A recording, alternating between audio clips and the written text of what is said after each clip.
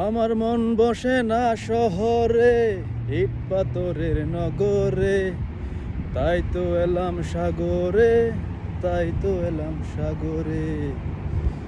Hello, good evening. আবার চলে আসলাম ছুটির দিনে সমুদ্রের পাড়ে। দেখেন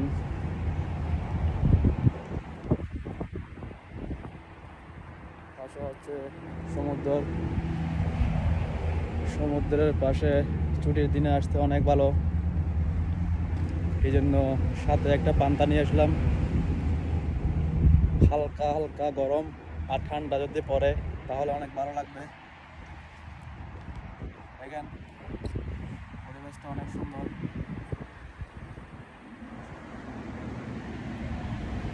দেখেন আমার পিছনে কত সুন্দর কাগজ ফুল গাছ, খেজুর গাছ, সিনারিটা অনেক সুন্দর।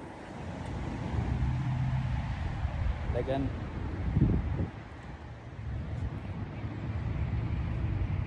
আর পিছনে হচ্ছে সমুদ্র।